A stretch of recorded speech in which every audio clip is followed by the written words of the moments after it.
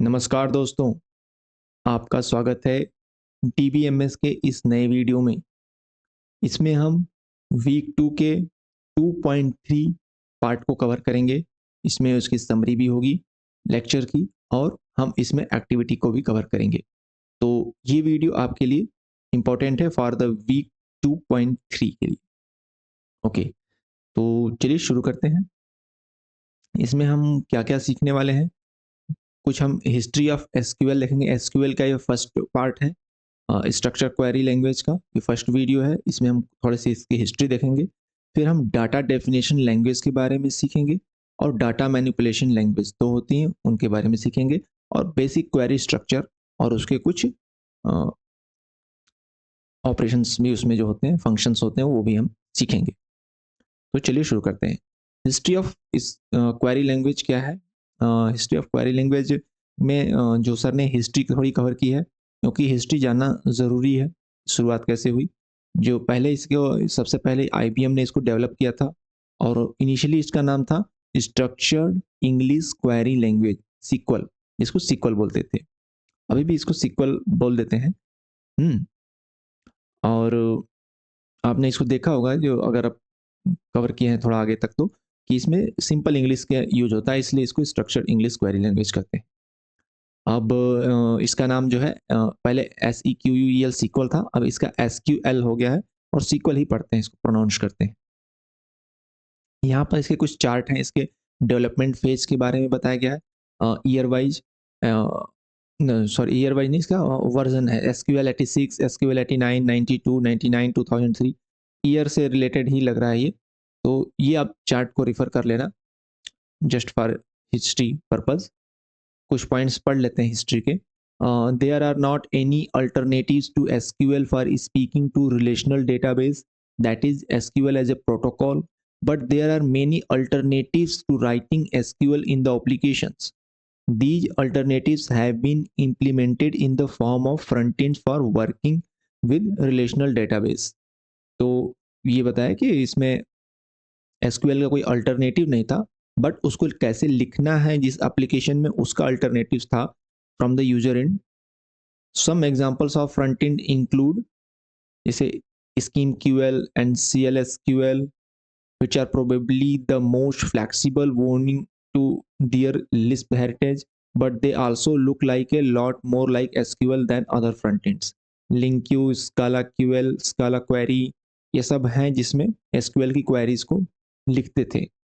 Okay, there are several query languages that are derived from or inspired by SQL. Of these, the most popular and effective is SparkQL. SparkQL pronounced Sparkle. Okay, इसको इस pronounce sparkle करते हैं। Recursive acronym for SPARQL protocol and RDF query language. So ये सब इसके कुछ version है, इसके बारे में कुछ चीज़ें हैं। अब हम मेन पॉइंट पे आते हैं, data definition language. Data definition language क्या होता है? In the context of relational database management system RDBMS, the data definition language is a subset of SQL, structure query language का ये सबसेट है। दैट इज यूज टू, किसके लिए use होता है आइए देखते हैं। Define, manage and modify the structure of a database. थोड़ा कलर को इसको चेंज करते हैं, 1 minute. Define, manage and modify the structure of a database. DDL statements are not concerned with the manipulation of data within the database. ये manipulation नहीं करता है, database के अंदर जो डेटा है उसको मैनिपुलेट नहीं करता है, उसके स्ट्रक्चर के लिए है। but rather with the creation and modification of database object. Database object का creation and modification करना, such as tables, indexes and constraints. Some common DDL statement and their purposes. देखिए ये DDL statement है, उसके purposes हैं। Okay, तो हम यहाँ पर इसको हाईलाइट भी करते चलते हैं।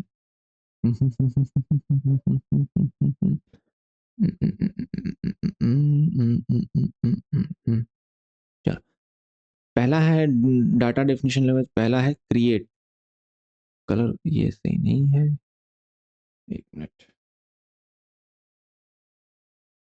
क्रिएट क्रिएट ये है स्टेटमेंट है डाटा डेफिनेशन लैंग्वेज का, जिसका पर्पज होता है create, manage and modify the structure of a database. तो क्रिएट कैसे क्या काम करता है? This statement is used to create new database objects such as tables, views, indexes and other schema element जो होते हैं उनको क्रिएट करने के लिए जो होता है। For example you can create a new table using the create table statement. Create table statement से आप न्यू टेबल क्रिएट कर सकते हैं। नेक्स्ट इसका स्टेटमेंट होता है अल्टर। अल्टर का क्या काम है आइए देखते हैं। The alter statement is use to modify existing database object. For instance you can use alter table to add, modify और drop columns in an existing table. Alter table ये जो होता है स्टेटमेंट हम यूज कर सकते हैं। पहले इसको यूज करेंगे, फिर हम लिखेंगे उसमें ऐड करना है या ड्रॉप करना है कॉलम को, वो चीज़ इसमें लिख करके हम किसी भी टेबल को अल्टर कर सकते हैं। और ये डाटा डेफिनेशन लैंग्वेज का ही पार्ट है। क्वेश्चन में अगर आता है तो आप इसको मैनिपुलेशन लैंग्वेज में कर देंगे तो गलत हो जाएगा। अल्टर कमांड जो है वो डाटा डेफिनेशन लैंग्वेज का पार्ट है। नेक्स्ट है ड्रॉप। ड्रॉप किस लिए होता है? This statement is use to delete database objects like tables, views और इंडेक्सेस। ये यूज होता है डिलीट करने के लिए डाटाबेस के ऑब्जेक्ट को, न कि डाटा को। डाटाबेस ऑब्जेक्ट को लाइक टेबल, व्यूज और indexes. The drop statement remove the objects and it's associated data from the database. अच्छा अच्छा अच्छा, तो ये जो होगा, ये अगर किसी भी कॉलम को डिलीट करा, किसी भी टेबल को डिलीट करता है, उससे रिलेटेड जो डेटा है वो भी उड़ जाएगा उसमें से, हाँ, वो भी खत्म हो जाएगा। तो ड्रॉप कमांड जो यूज होगा वो डेटाबेस को डिलीट करने के लिए यूज होगा। अब डेटाबेस ऑब्जेक्ट को डिलीट करने के लिए like table, views and indexes. And the drop statement remove the object and it's associated data from the database. Okay, next statement है ट्रंकेट। ट्रंकेट क्यों यूज होता है आइए देखते हैं। The truncate statement is used to remove all the data from a table but retain the table structure. Okay. और ये truncate command भी डाटा डेफिनेशन लैंग्वेज की है। देखिए इसमें डेटा को डिलीट किया जा रहा है और टेबल के स्ट्रक्चर को रखा जा रहा है, लेकिन ये ट्रंकेट कमांड जो है वो है डाटा डेफिनेशन लैंग्वेज का part. It's a faster and more efficient way to delete all data in a table compare to using the delete command. ये जो डिलीट कमांड यूज होता है ये होता है डाटा मैनिपुलेशन लैंग्वेज का पार्ट है। तो डिलीट कमांड से ये फास्टर तरीका है truncate. So it is a faster and more efficient way to delete all data in the table compare to using the delete statement. तो अब इसमें डिफरेंस क्या और कहाँ कैसा यूज होता है, ये चीज़ें हम आगे जब और प्रैक्टिस करेंगे तो सीखेंगे कि ट्रंकेट का क्या बेनिफिट्स है एंड डिलीट का क्या बेनिफिट्स है। फिलहाल के लिए ये समझिए ट्रंकेट कमांड जो है वो डाटा डेफिनेशन लैंग्वेज का पार्ट है। नेक्स्ट आता है rename. You can use the rename statement to change the name of an existing database object. For example you can rename a table और ए कॉलम। एक table और column का rename किया जा सकता है, नाम चेंज कर सकते हैं और इसके लिए यूज होता है एज स्टेटमेंट। ओके, चलिए आगे चलते हैं। कमेंट। कमेंट क्या है? कमेंट से क्या होता है? Comment statement is use to add comments और descriptions to various elements of the database schema. This can be helpful for documenting the database. Grant and revoke ये भी एक है। ये सब चीज़ें लेक्चर्स में तो नहीं अपने, बट मैं कुछ एक्स्ट्रा चीज़ें भी आपको कवर कर रहा हूँ ताकि आपके लिए बेनिफिशियल ही रहेगा। These statement are use to manage access control and permissions in the database. You can grant or revoke privileges on database objects to specific user or roles. तो ग्रांट एंड रिवोक जो command होता है data definition language का part है और इसका इस्तेमाल होता है to revoke privileges on database objects to specific user or role. किसी को स्पेसिफिक यूजर को कोई स्पेसिफिक परमिशन दी गई है, कोई उसको स्पेसिफिक रोल दिया गया है डेटाबेस में चेंज करने के लिए, तो उसको हम देने के लिए ग्रांट और उससे हटाने के लिए रिवोक कमांड का यूज किया जाता है। And that is the part of data definition language. Statements are typically executed by database administrator or user with the necessary permissions because they have a significant impact on the database structure. These statements define the schema of the database, which includes the table, relationship, and constraint, and play a crucial role in maintaining the integrity and organization of the data within the RDBMS. ठीक है, तो data definition language समझ में आ गया. Next आता है data manipulation language, DML. Data manipulation language is a subset of SQL. ये SQL का ही एक सबसेट है. जैसे DL था वैसे DML है. That is use for managing data with in A relational database. DML statements allow you to perform operations on the data stored in database tables, including retrieving, inserting, updating, and deleting records. The primary DML statement ये है. तो समझ गए होंगे आप data manipulation language किस लिए होता है, उसमें के जो डेटा को है डिलीट करने के लिए, इंसर्ट करने के लिए. इसके स्टेटमेंट देखते हैं. Select statement. The select statement is use to retrieve data from one और मोर टेबल्स. तो ये सेलेक्ट स्टेटमेंट जो है वो यूज होता है एक या एक से ज़्यादा टेबल से डेटा को रिट्रीव करने के लिए, just like a projection operation in algebra जो हमने पढ़ा था, रिलेशनल अलजेब्रा. रिलेशनल अलजेब्रा में जो प्रोजेक्शन यूज होता है, प्रोजेक्शन कमांड जो यूज होता है, उसी की तरह काम करता है select statement in the SQL.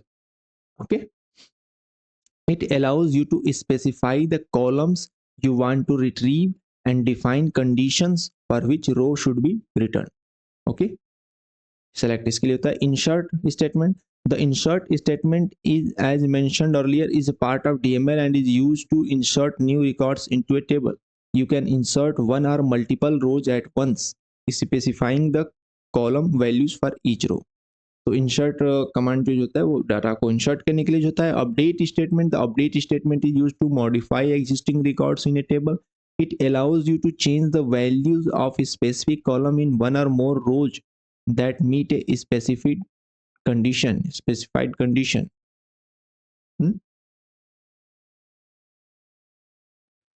तो डिलीट स्टेटमेंट किस लिए होता है? The delete statement as discussed earlier is used to remove one और more records from a table based on a specified conditions.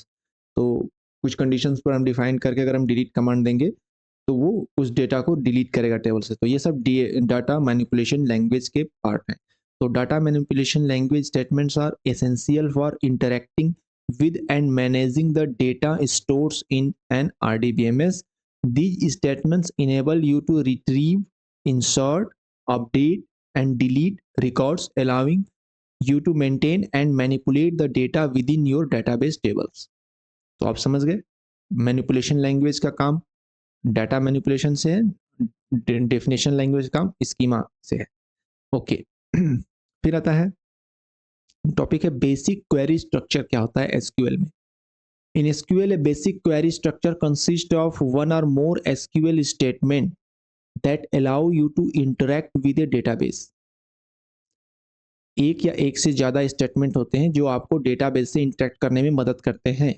The most fundamental SQL statement is the select statement, which is used to retrieve data from one or more database tables.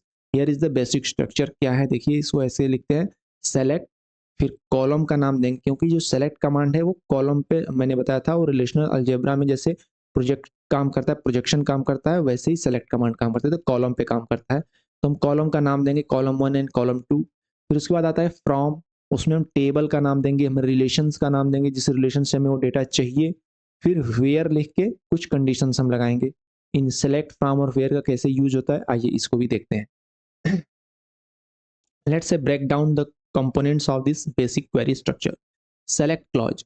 The select clause specifies the columns or expressions that you want to retrieve from the table. You can list one or more column names, or you can wildcard character wildcard character है ये है asterisk to select all columns. ये asterisk लगा के हम सारे अगर लगा देते हैं तो सारे कॉलम को सेलेक्ट कर लेगा. The select clause lists the attributes desired in the result of a query, corresponds to the projection operation of the relational algebra. Okay, note ये देखिए, क्योंकि यहाँ पे ये बताया गया है कि जो SQL में होता है नाम जो होते हैं वो केस इनसेंसिटिव होते हैं. इसमें अपर केस लोअर केस से कोई फर्क नहीं पड़ता. इस तरीके से फर्स्ट कैपिटल लेटर लिखा है नेम, वो और पूरा कैपिटल और पूरा स्मॉल लिखा है, तीनों चीजें बराबर होती हैं, तो इसमें केस इनसेंसिटिव होता है एसक्यूएल की command. Okay, some people use upper case wherever we use bold font, तो यहाँ पर जो कोर्स में बोल्ड फंट यूज होगा। SQL allows duplicates in relations as well as in query result, तो एसक्यूएल जो होता है, जो क्वेरी लैंग्वेज, जो हमारे रिलेशंस में भी डुप्लीकेट्स को अलाउ करता है, और क्वेरी का जो रिजल्ट आएगा उसमें भी अलाउ करेगा कि वो डुप्लीकेट रिजल्ट दे देगा अगर 2 बार है तो। To force the elimination of duplicates, तो हमें अगर डुप्लीकेट्स को रोकना है तो हम एक कीवर्ड यूज करते हैं distinct after select.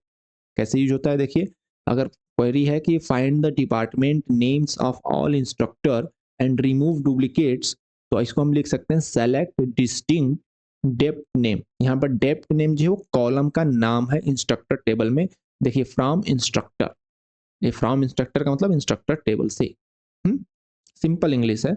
The keyword all specifies that duplicate should not be remove, अगर हम ऑल यूज करते हैं तो डुप्लीकेट रिमूव नहीं होगा। Select all dept name from instructor में सारे कॉलम दे देगा, ठीक है। An asterisk is the select clause denotes the all attributes, अगर सिर्फ एस्ट्रिक्स भी लगा देते हैं तो भी वो सारे कॉलम दे देगा from instructor. N attribute can B A literal with no from clause, अच्छा एक एट्रीब्यूट जो होता है कोई फ्रॉम क्लॉज नहीं लगाएगा, मैं सिर्फ 437 लिख के देते हैं सेलेक्ट 437 लाइक दैट, तो result is a table with 1 column and a single row with value 437, तो रिजल्ट में क्या आएगा, result is a table with 1 column, सिर्फ उसमें एक कॉलम होगा, and a single row with value 437 ऐसे रिटर्न कर देगा। सेलेक्ट 437 कमांड होगा। Attribute can be literal with no from clause, कोई फ्रॉम क्लॉज नहीं लगाया हमने, सिर्फ इतना लिख दिया और ये आउटपुट आ जाएगा, ठीक है। Can give the column a name using, column का हम नाम भी दे सकते हैं। सेलेक्ट 437 एज फू, तो हम कॉलम का नाम दे देंगे तो इसमें नाम आ जाएगा, इसमें एफ फू और इससे आ जाएगा, ठीक है। उसके बाद कह रहा है can attribute can be literal from with from clause, from clause select a from instructor, तो इसमें क्या आएगा, result is a table with 1 column and n rows, number of tuples in the instructor table में जितने भी रोज होंगे, जितने भी टपल्स होंगे वो सारे आएंगे। Each row with value A, each row with value A, जिसमें वैल्यू ए है वो आ जाएगा। सेलेक्ट ए फ्रॉम इंस्ट्रक्टर हम देंगे तो कॉलम आएगा, जितने रो में ए वैल्यू होगी वो रोज आएंगी और ए वैल्यू आएगी। With n rows, number of tuples in the instructor table, each row with value A, ठीक है। इसके बाद कह रहा है कि select clause can contain arithmetic expressions involving the operation, select clause में अर्थमेटिक ऑपरेशंस भी हो सकते हैं, जैसे प्लस माइनस गुणा भाग भी हो सकता है। The operating and constant are attribute of tuples, देखिए क्वेरी है select ID name and salary by 12, अब जहाँ पर सैलरी जो है वो हमारा कॉलम का नेम है, हमारा एट्रीब्यूट्स है, लेकिन हमने उसमें एडिशनल कर दिया क्वेरी सैलरी बाय 12, तो ये क्या रिजल्ट देगा, would return a relation is the name as the instructor relation, जिसमें उसमें इंस्ट्रक्टर टेबल में जो होगा आईडी रिटर्न करेगा, नेम रिटर्न करेगा और सैलरी को 12 से डिवाइड करके रिटर्न करेगा। Except that the value of the attribute salary is divided by 12, हाँ कैन रीनेम, इसको हम रीनेम भी कर सकते हैं, salary by 12 using as using the as clause, as clause का यूज करके इसको रीनेम कर सकते हैं, जैसे सेलेक्ट आईडी नेम एंड लिख सकते हैं salary by 12 as monthly salary, तो सैलरी बाय 12 कॉलम का नाम नहीं रखेगा, अभी क्या था सैलरी बाय 12 कॉलम का नाम रख के उसमें 12 से डिवाइड करके उसके वैल्यूज दे देता, लेकिन अगर हम उसको कर दिए एज मंथली सैलरी तो इसके यहाँ पर लिखेगा मंथली सैलरी और 12 से डिवाइड करके उसका वैल्यू दे देगा, ठीक है। फिर आता है फ्रॉम क्लॉज, फ्रॉम क्लॉज क्या करता है, the from clause specifies the table from which you want to retrieve the data, you can include 1 और मोर टेबल, एक या एक से ज्यादा भी टेबल हम इंक्लूड कर सकते हैं, by separating them with commas if you need data from multiple tables. कैसे होता है, find the cartesian product instructor cross teachers, तो सेलेक्ट एस्ट्रिक लगा, इसका मतलब select all from instructor comma teachers का मतलब इंस्ट्रक्टर और टीचर्स का cartesian product, generates every possible instructor teaches pair with all attributes from both the relation. For common attributes, for example id अगर common है तो उसमें उसका जो नाम होगा वो ऐसे रख देगा instructor dot id और teacher dot id. The attributes in the resulting table are renamed using the relation name. relation name कैसे यूज होता है, पहले वीडियो में मैंने बताया था, instructor dot id, teachers dot id ऐसे. Cartesian product not very useful directly but useful combined with the where clause. Cartesian product हम यूज कर रहे हैं तो हम डायरेक्टली कार्टेशियन प्रोडक्ट कोई बहुत ज़्यादा यूजफुल नहीं होता है. क्यों नहीं यूजफुल होता है? क्योंकि उसमें कुछ ऐसी वैल्यूज भी होती हैं जिन्हें कोई मतलब नहीं होता. जो वैल्यू मैच कर रही हैं उनका तो हम कोई रिलेशन है उनके बीच में तो वो तो हमें मैचिंग कर रही है. जैसे ये केमिस्ट्री है और यहाँ पे भी केमिस्ट्री है तो केमिस्ट्री के टीचर के जो डेटा है वो तो मैच कर रहा है. लेकिन अगर यहाँ केमिस्ट्री एंड यहाँ फिजिक्स का मैचिंग है तो कार्टेशियन प्रोडक्ट में तो सारे रिजल्ट आते हैं तो वो हमारे लिए कोई यूजफुल नहीं है. तो इसलिए यहाँ पर वेयर क्लॉज का भी यूज किया जाता है जो कि कुछ कंडीशंस डिफाइन करता है. वेयर क्लॉज क्या होता है? ये ऑप्शनल क्लॉज है, जरूरी नहीं है. इसके पहले जो हमने पढ़ा था सेलेक्ट फ्रॉम वो कम ऑप्शनल नहीं था, ये ऑप्शनल है. The where clause is use to filter the rows that are selected from the table. You specify a condition that rows must meet to be included in the query result. If you omit the where clause all rows from the specified table will be retrieved. तो where clause लगाने से कुछ space मतलब कुछ रोज आएंगे, अगर where clause नहीं लगाते तो सारे रोज आएंगे. तो देखिए to find all instruction computer science department, तो select name from instructor where department name dept name is equal to comp science, मतलब कंप्यूटर साइंस जो उसका कॉलम का नाम. Comparison results can be combined using the logical connectives like and, are, and not to find all instructor in computer science department with salary greater than 80,000. तो कैसे लिखेंगे? Select name from instructor where depth name is equal to computer science and salary is greater than 80,000. तो यहाँ पर and, are और not का भी use होता है. तो यहाँ पर ये थ्योरी पार्ट खत्म होता है और अब हम कवर करेंगे एक्टिविटी 2.3 को. चलिए देखते हैं क्या क्या क्वेश्चंस हैं 2.3 एक्टिविटी में. Which type of SQL command sets the domain for the values of an attribute? Domain कौन सा कमांड सेट करता है? Data definition language. ओके, पता है आपको. नेक्स्ट है the command is use for removing the records present in a table. जो records present हैं उनको रिमूव करने के लिए डिलीट कमांड का यूज होता है. ओके, और ये है डाटा मैनिपुलेशन लैंग्वेज में delete command. Which of the following command can remove the entire table structure along with its record? Drop होता है, DDL का है ये part. If you want to add a new column in an already existing table, which set of command would you use? Alter and add. ये हमने पढ़ा था, modify, create नहीं, alter and add ये कमांड यूज होगा.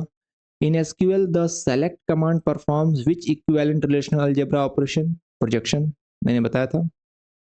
ठीक है. Consider the given query. क्या क्वेरी है? Select data science as department from employees. Which one of the following describes the operation perform by this query? Select data science as department from employee. देखिए पहले select लगा है, फिर as department, मतलब data science का department जो होगा ये हो जाएगा एज डिपार्टमेंट, उसका रीनेम हो जाएगा गेस फ्रॉम एम्प्लॉयज. देखिए क्या ऑप्शन है? Initializing the department of all employees to data science, changing the name of the department attribute of employees table to data science, display a table with one column named department and as many rows as the number of employee with the value data science in each of the rows. हाँ, तो column का नाम जो है department हो जाएगा और data science में जो सब चीज़ें हैं वो इसमें आ जाएंगी, मतलब डेटा साइंस का जो हो जाएगा डिपार्टमेंट हो जाएगा कॉलम. ठीक है. द क्वेरी हैज एरर, ये वाला ऑप्शन सही था. ओके, नेक्स्ट क्या कह रहा है? Consider the given query. Select employee name salary multiply 1.25 as bonus from employees. देखिए एम्प्लॉय टेबल हो गया हमारा और सैलरी को 1.25 यानी 1.5 गुना करके और उस कॉलम का नाम बोनस रख दिया है. और सेलेक्ट क्या करेगा? एम्प्लॉय नेम, एम्प्लॉय नेम बताएगा. ठीक है. Printing the names of all employee and increasing their salary by 25% in the employees table, नहीं। Changing the name of the salary attribute of employees table to bonus and increases all the salaries by 25%. Display a table with two columns, employee name and bonus. Okay. Select employee name, एक column हो गया, comma, दूसरा column में कह रहा है कि salary multiply 1.25 as bonus, तो दूसरा कॉलम का नाम हो जाएगा bonus. The value of bonus column is 25% more than their respective salary. ये ऑप्शन ज्यादा एक्यूरेट है, सही है। कॉमा लगाया है तो दो कॉलम आएंगे, पहला कॉलम रहेगा एम्प्लॉय नेम का, दूसरा कॉलम जो सैलरी वाला है उसका नाम हो जाएगा बोनस, और उसकी जो वैल्यूज है वो सैलरी का 25% बढ़ जाएंगे। द क्वेरी हैज एरर गलत हो जाएगा। नेक्स्ट चलते हैं। Consider the given query, select employee name from employees, ठीक है, एम्प्लॉयज नेम से एम्प्लॉय नेम का सारा प्रिंट हो जाएगा एम्प्लॉयज टेबल से। Select employee name from employees where salary is equal to salary multiply 2, तो ये कंडीशन लगा दिया कि उन एम्प्लॉय का नाम प्रिंट करो जो इसकी सैलरी है, सैलरी गुड़े 2, क्या होगा, both queries produce the same result, नहीं ये तो गलत है। Query 1 displays name of all employee, query 2 displays name of only those employee who new salary is twice of the old salary. अच्छा, न्यू और ओल्ड की बात कहाँ हो रही है, तो query 1 displays name of all employee, query 2 displays nothing unless salary is equal to 0। हाँ, अगर 0 सैलरी है तो उसका सैलरी गुड़े 2 भी वही होगा, 0 ही होगा 2 से मल्टीप्लाई करने पर। बाकी ऐसी कोई सैलरी नहीं होगी जो कि salary is equal to salary into 2 हो, तो नथिंग डिस्प्ले होगा जब तक 0 होना। Query 1 display name of all employee, query 2 has error valid terms. तो इसको आप एक तरह से देखने से आपको आइडिया भी लग रहा होगा, ये कोई लॉजिकल क्वेश्चंस नहीं है, इंफॉर्मेटिव क्वेश्चंस हैं, आपको इन्फॉर्मेशन पता चलेगा और एग्जाम में आया था तो आप कर सकते हैं। Choose all the correct options from the given below. A table may not have any primary की, हो सकता है टेबल में प्राइमरी की हो ही नहीं। ए फॉरेन की कैन बी ए प्राइमरी की, हाँ फॉरेन की प्राइमरी की हो सकता है। A foreign key should always be unique, A foreign key should always be unique, नहीं ऑलवेज भी यूनिक नहीं होता है, ऑलवेज की बात बोल दिया ना, जब प्राइमरी की होगा तब तो यूनिक होगा, बट ऑलवेज यूनिक जरूरी नहीं है। A foreign key should always be not null, ऐसा भी नहीं है, फॉरेन की नल भी हो सकता है, तो ऑलवेज वाला कंडीशन लगा है इसलिए गलत है। नेक्स्ट क्या है, choose all the errors in if any in the given query. Create employee, देखिए यहाँ पर क्रिएट टेबल होना चाहिए जो कि मिसिंग है, ठीक है। EID numeric 5 data type column name और data type, E name varchar 20, manager ID numeric 5, dept name varchar 10, primary key ये होगा EID comma dept name, primary key जो होगा EID और डेप्ट नेम मिलके प्राइमरी की हो जाएगा, ठीक है। लाइन 1 फॉरेन की जो होगा मैनेजर आईडी, मैनेजर आईडी जो हो गया वो फॉरेन की हो गया, रेफरेंस जो होगा एम्प्लॉय EID, एम्प्लॉय EID इसकी रेफरेंस हो गई, ओके। तो इसमें गलती कहाँ है, the word table is missing, ये मैंने आपको बताया था कि इसमें टेबल वर्ड मिसिंग है। Line 1 is wrong incorrect syntax for declaring composite primary key, गलत है। Line 2 is wrong incorrect foreign key references, line 2 में फॉरेन की का रेफरेंस गलत है, references employee EID, employee EID होगा टेबल, तो गलत कहाँ है, देयर इज नो एरर, तो पहला केवल the word table is missing यही सही है और बाकी गलत है। तो यहाँ पर एक्टिविटी खत्म होती है एंड लेट मी से यू थैंक यू आपका बने रहने के लिए। वीडियो को लाइक करिए, चैनल को सब्सक्राइब करिए, आगे और भी वीडियोज आएंगी। Thank you.